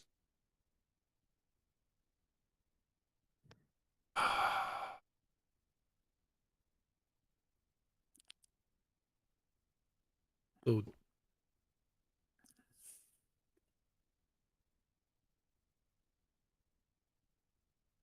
He fought back before being. I don't know if murdered. you can share that with us, John. This the Edgar Allan Poe. Oh right, yeah. Right, okay. I see what you mean. Right, hold on. I'll copy that image and I'll drop it in the. I'll drop it It into. definitely does look like he's injured. That doesn't look like it's been photoshopped. Right, let's just drop that in. So if we go to, excuse me for exposing the chat there.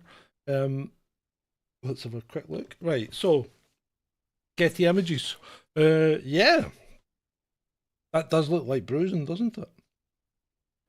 Looks like something. And that was William at the synagogue being photographed the day after, or was it it was the day after the murder had occurred, wasn't it? Or the suicide had occurred. Prince William. Yes. Could this have been the result of an extreme pegging session, though? No. No. Well, he's not called the Prince of Pegging for that's nothing. Disgusting. No. Well, that looks I know like it's somebody Friday was night, choking him. That looks like somebody was choking him. That could be autoerotic asphyxiation. It could.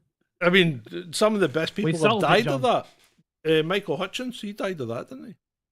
Hung himself with one doorknob in a hotel. Quite a few people have done that. Yeah, the less said about autoerotic asphyxiation, the better. Have you tried it? Thanks. Seems We like are a going pleasant- down a rabbit hole. Yeah, no, it seems like a Absolutely stupid thing to do to yourself. Oh, there's loads of stupid things to do to yourself, yeah. But people do them, like setting themselves on fire, you know. But let's not go back to that one. Political protest is one thing, but strangling yourself in your hotel room with your wiener out, I mean, no. But what have you put a placard around your neck saying "Free Palestine"? Talking about doing stupid things. John. Have you seen That's what's just happened so to wrong. Kristen Horner? That's just so wrong. Oh, dear. Or even worse, imagine if you put Free Willy. We've lost him, Ed. Right, God. yes, right. So what's Christian Horner? The result came back and he was cleared, and then text messages were revealed. Right. So have you seen the text messages? So dish the dirt.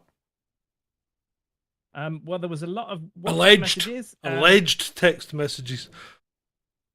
That's right, and they would look like they were from a Chinese server somewhere because they've been downloaded, a lot of them in Chinese, right? And they have been translated. And it's him sending selfies to somebody off his junk, sending a lot of photos.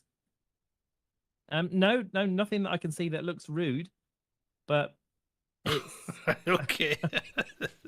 It's just a load of selfies, so I don't think you'd be particularly worried about so it. What does that mean?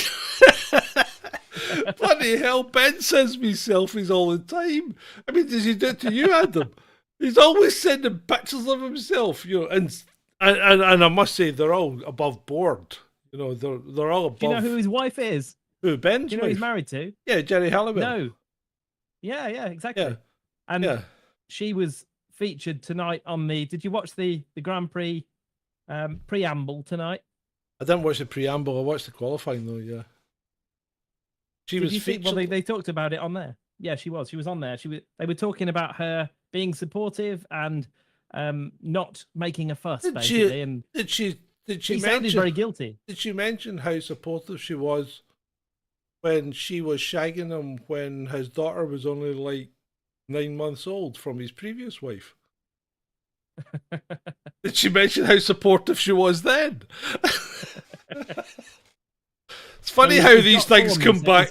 It's funny how these things come back to bite you, isn't it? Yeah, it is. So I think that one will be an ongoing story. Yeah.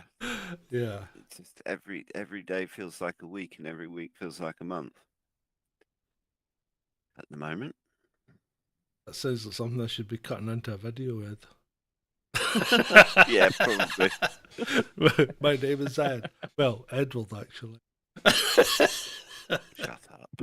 It was a gift. I couldn't resist it.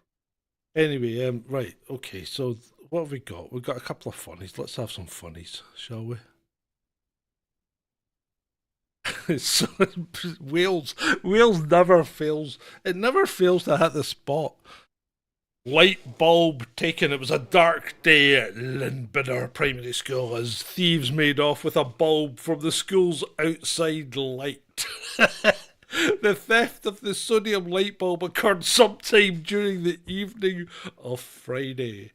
Anyone with information is asked to contact PC 194 Morgan at Aberavon Police Station on 101. 101, so it's not that old. You know, 101's not been around that long. Well, this is how you know the country's in the doghouse. Instead of just changing the bloody light bulb. I mean, the fact that they'd be stealing the light bulb to start with, but then how much are those bloody bulbs worth? And if it's £1,000 light bulb, what the hell's it doing in unguarded? It's probably no money. It's probably one of those light bulbs that you can't get anymore. You know, like an incandescent one. That are actually really, really good light bulbs, but you can't buy them for love nor money. You know, incandescent light bulbs were amazing because you flicked the switch, they came on instantly and gave you a little bit of heat and didn't damage your eyes with all that nasty blue shit that LED ones pump out. Anyway, speaking about you know, the country's in the doghouse. Here's a little clip. There's a waste of toilet paper at public bathrooms.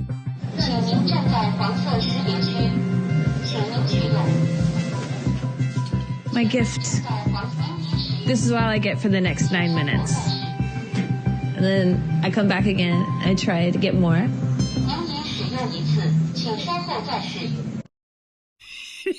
I need that, John. You have already used this service. Please come back later. I need that. You've got I have a your septic tank. What did she get? You should be lucky if she get 5 sheets. Yeah. That was not enough loo paper for no, it wasn't. clean. You think? That was ridiculous. She'd be lucky she get 5 sheets. And then I have to come back. I have to wait 9 minutes to get a refill. 9 minutes. That's ridiculous. Oh dear. No, Did you see the guy stealing loo paper the other day? No. So he goes in with a power drill and the paper drum of a loo paper thing on a spindle, right? He sticks the loo paper, you know the big drums I have in commercial toilets, the commercial stuff. So he sticks the loo paper to the spindle and then turns the drum on, the drill on, and it just winds all around, so he ends up with a bog roll. That's just sad. You got to steal bog roll. That's sad.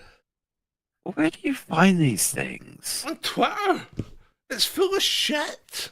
My Twitter is very different from yours. Yeah, but the problem is you're popular, right? And 2, you're posting more than looking.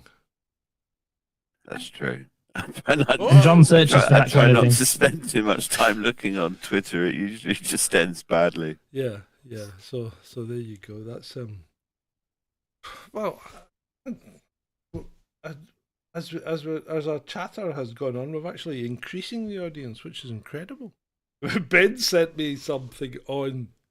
He sent me something on. He still wants me to bring it up. Why do you want me to bring this up? He wants me to bring up the gay whales. Apparently, there's a photograph of 2 humpback whales being photographed having sex for the first time. Now, I'm thinking it's the first time anyone's photographed humpback whales having sex, rather than these 2 particular whales having sex for the first time. You know, you've got to be careful how you phrase your diction here. But anyway, so apparently these 2 humpback whales are having sex for the first time, and they're gay because they're both males. So I don't actually see the humour in this. I don't understand why Ben thinks this is so funny. It's but not remotely funny. no, I mean I'll put the photograph up for you guys, and these are 2. And remember the whale. The whale is the only mammal, I believe, and I stand to be corrected on this, right? But the whale is the only mammal that actually has a penile bone. Did you know that? I'm totally changing my tab so I don't have to look at that. I'm not interested in whale porn. Well, you can't see anything. You can just see 2 whales. One's upside down, and both appear to have a grin on their face. But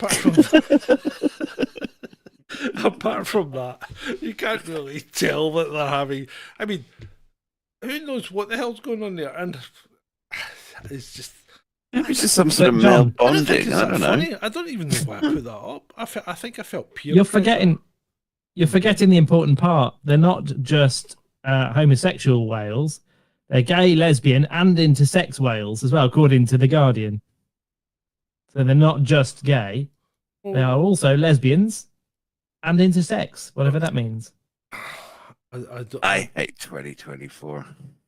Sorry. I don't know. I mean, it's just it's the standard woke nonsense coming out of the mainstream media. And I mean, The Guardian, they should just close themselves down and go off and re-examine their lives or something, because it's just such nonsense. Do you want a top tip for life?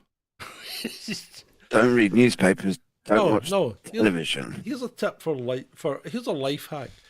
If you want to clear the ice off your windscreen quickly and effectively, right, with very, very little effort, get a bag, like a freezer bag or a sandwich bag or something, and put some warm water in it. Doesn't need to be not boiling water. Actually works better with warm water, apparently. Put some warm water in the bag, just tie the bag shut, go out and rub the bag over the windscreen, and all the ice disappears. Because my wife was doing this morning because the ice on the car was like this thick, and some guy was walking by going, "What have you got there? How's that doing that? That's magic." He says, "Is that some kind of hoover that takes the ice off the windscreen?" She goes, "No, it's a bag of water." And it just takes all the ice off the windscreen. There you go. Tip for life. Or just choose to live somewhere you don't have to worry about that too much. Yeah, but then again, you've got the gay whales to deal with down there, haven't you? I haven't seen Wasn't it any- Alex Jones that said about the gay frogs? Well, yeah, but that was right. Fertilizers are turning the frog. See, the problem with amphibians is that amphibians can do that. They can change. They can change sex. So, you know, it can never be wrong. It's the kind of statement that you can't be wrong. And that was where they went wrong in Jurassic Park, because they used amphibian DNA to fill in the blanks from the DNA they extracted from the. Life finds a way. Life finds a way. Always What I does. find really interesting about this story is it was in 2019. It was off the coast of Hawaii. Researchers recorded humpback whales having sex for the first time ever, and that was notable enough. But then they discovered they were both male. That would be, you'd be really, your mind would be blown, wouldn't it? If you just discovered the first time you'd seen these animals doing what they do, and you discovered that, it would be, wow, okay. Yeah. Gay whales doesn't make much sense. That maybe that's why there's not enough of them, because half of them are gay. Oh, hold on. I'm going to have to go to the chat here. Tony's just blowing my mind. I don't understand how this works. There's a species of male snake that will feign a female pheromone to get other males to deposit their seed. When the deed is done, he then goes off to find a fertile female, fully loaded. Oh, so I see what he's doing. The male snake is getting all the other male snakes to dump on him. Right? He's been like a slutty. He's pretending to be a slutty female. They're all dumping their seed on him, and then he's the only one left with a full load to go and service the females. Right, got you now. Good God. That's just not worth it. That is not worth it. That's just. It's wrong in so many levels. You almost have to feel sorry for that particular species of snake, because Mother Nature is really not. That's just taking the piss when that one was created. That's just a snake that doesn't respect itself at all. And the problem with that is because it actually manages to pass its own DNA onwards. It's actually. God, it's going to father more. More cock snakes. Oh yeah, no, Gunky just says his name is Biscuit. Oh, dear, that's just so bad. Right, so it's coming up on Mother's Day. So here's a card. Here's a card that you could think about. So you could give your mum a pre-Mother's Day card and ask her to make a decision, couldn't you?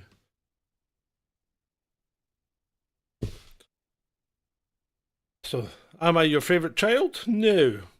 Time for you to make arrangements, Mother. Yes, happy Mother's Day.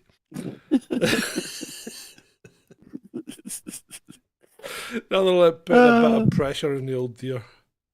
Mother's Day always messes me up since I moved here, because Mother's Day in England and in Holland are different. So For the first few years I lived here, I'd send my mum a Mother's Day card with some flowers, and she's like, "Why have you sent me a Mother's Day card?" So it's Mother's Day.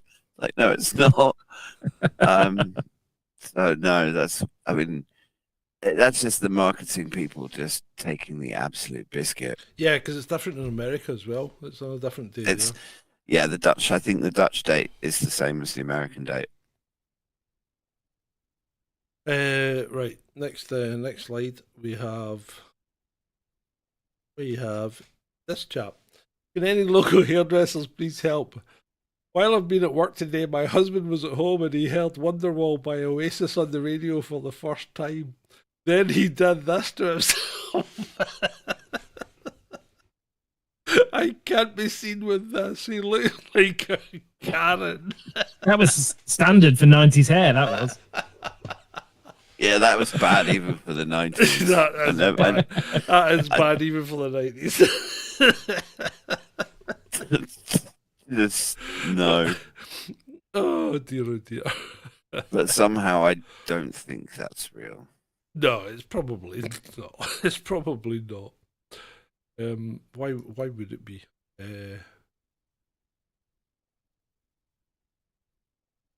Here's one for the women out there. Now, during the Middle Ages, talkative women were punished by being forced to wear metal cages on their heads. Sounds reasonable. But I don't see that how the metal cage It must have had being some talkative. some kind of ball gag thing that would insert into their mouth as well to stop their tongue wagging. Yeah. You can still buy those on Etsy, John. They're £26. They're called a skull's bridle, a witch's bridle, or a gossip's bridle. There you go. It's a form of public humiliation, and they are for sale on Etsy. So,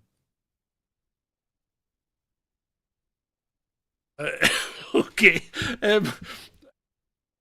And do they have some kind of device to stop the tongue wagging? I don't really. It doesn't really show how they work. It's just got a sort of solid piece over the actual mouth, so the rest of it is a yeah. I think is a cage. So if you look at that, it looks like something's coming. It came from Scotland. Look at the thing coming out of the front, right? See the central spar that goes down the front of her face. It looks like there's something coming across and going into her mouth. There is. You would need that. You would need that because if you didn't put something in her mouth, she would keep talking. It's like a mouse trap. It's got like two things that just close over the tongue. Yeah. This was intended to humiliate them into repenting their riotous actions. Oh, okay. There we go. And if you moved your tongue too much, it could cause a severe piercing of the tongue. Ouch. Yeah, so as usual with most things in the Middle Ages, it was not very pleasant. Yeah. Is there anything about the Middle Ages that was nice? I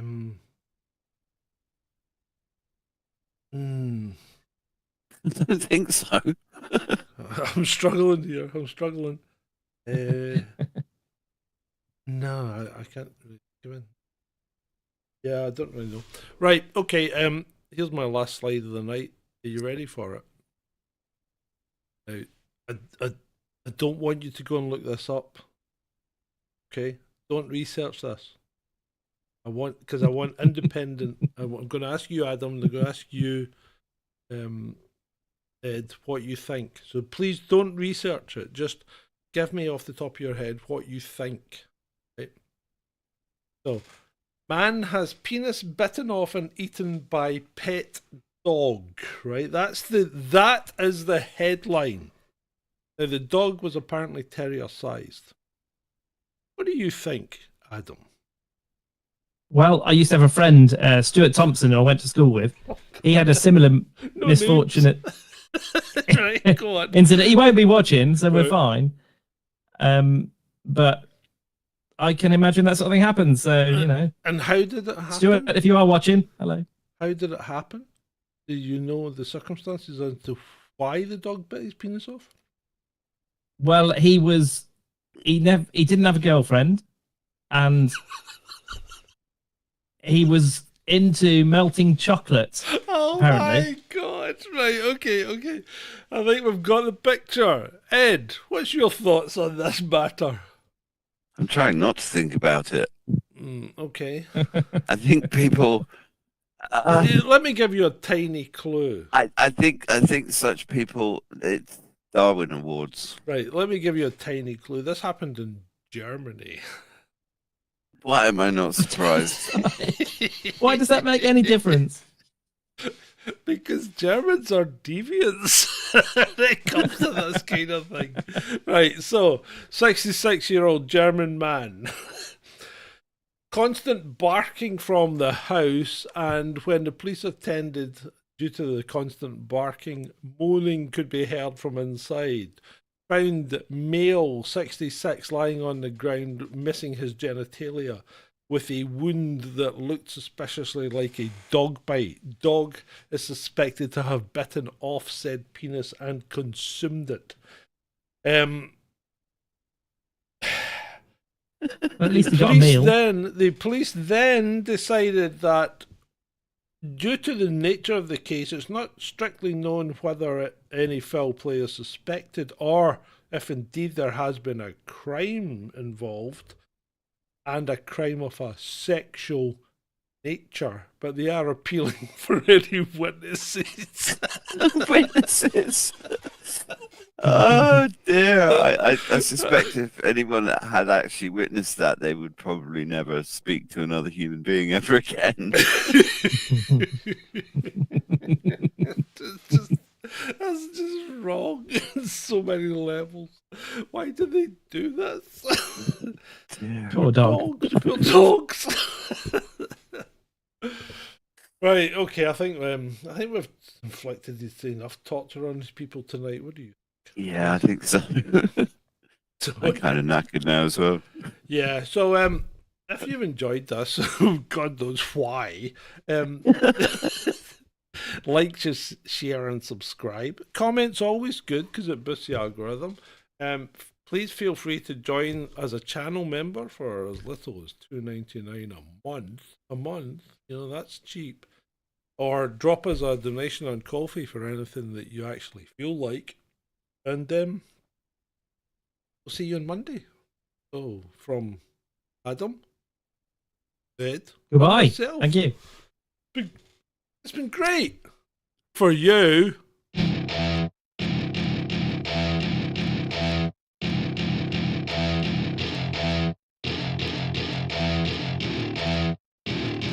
Welcome to my party, we're just getting started. A life is a dream or a nightmare scarring. Hand me a drink cause I think I'm going all in. Get me a shrink who can catch me when I'm falling. Cover up my scars, flip the handlebars, crashing in my car, wake up in a bar. I'll be a superstar, just on my avatar. This world is so bizarre, empty out the reservoir.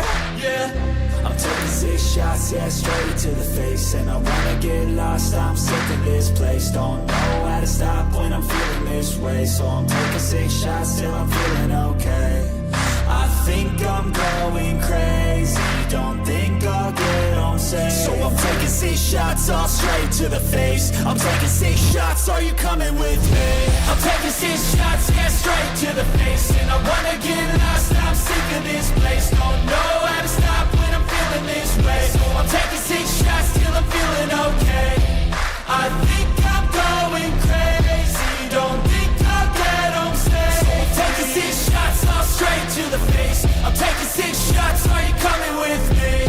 Sometimes you need to let loose, grab juice, get goose, tattoos, taboos, get screwed. Loosen up, buttercup, all those hate comments will never make you feel enough. We're all adequate graduates, hearts full of calluses, but we know calculus. Damn, ain't that fabulous? Can't wait to apply all those mathematicus. But we can't get a job that pays us enough. I'm about to pop off. Fuck you, you're lost. We all know that we never really want a boss. So I'ma do what I want to, something I can't undo. Yeah, I'ma do what I want to, something I can't undo. I'm taking shots, yeah, straight to the face. And I wanna get lost, I'm sick of this place. Don't know how to stop when I'm feeling this way. So I'm taking 6 shots till I'm feeling okay. I think I'm going crazy, don't think I'll get home safe. So I'm taking 6 shots, all straight to the face. I'm taking 6 shots, are you coming with me? I'm taking 6 shots, yeah, straight to the face. And I wanna get lost, I'm sick of this place. Don't know